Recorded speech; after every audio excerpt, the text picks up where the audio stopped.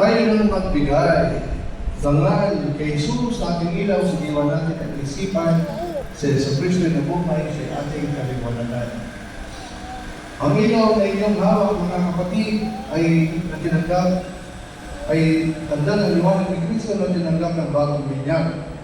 Sa tulong po ninyo, mga magulang, ang naninong at bilang naway magpalabihan sa inyong puso at diwa at sa puso at diwa ni Savior Jeremiah hanggang sa pagbabalik ni Kristo ating Panginoon.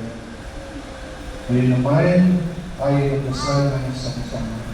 Amunan, sumasalangin ka sa kahiling ang alam mo, ang sa amin ang galit mo. Sundin ang loob at sulubang kawanan sa mga.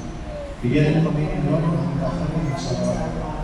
Tawaran mo sa amin sa para ang pagkakatawanan sa kasama. Ang pagkakapagalitan sa sa mahal na Maria, ang ipagkatiwala sa Lord. Aba, Panginoong Maria, tutunan ng grasya, ako ang Diyos sa Master. Mahulwa ang palang sa buhay, para ng mga Diyos na si Jesus. Sa kapalian ng Diyos, wala ng kasalanan ng Panginoon. Pamanating mapagmahal ang inyong pinagdiwang sa sakramento na nagbibigay ng iyong buhay at laban. Habang palalong kami nilingon sa iyo dahil po sa lahat ng iyong awa at biyaya. Pag-inapagin niyo po kami bilang mga magulang, mga ninong at ninang, ni Savior Jeremiah, ay manatiling matapat sa aming pinagako sa binyag. Inilulungan namin sa pamamagitan ng Kristo, kasama ng Espiritu Santo magmo sa walang hanggan. Sumayin niyo ang Panginoon. Pagpalay kayo ng buong kapal sa ngalan ng Ama, ng Anak, ng Espiritu Santo.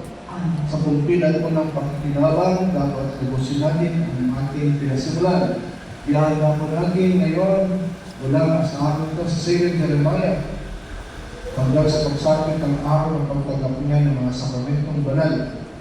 Kamusta mo ang ating pagdiriwang na may pahitaglay ang kapalimutan?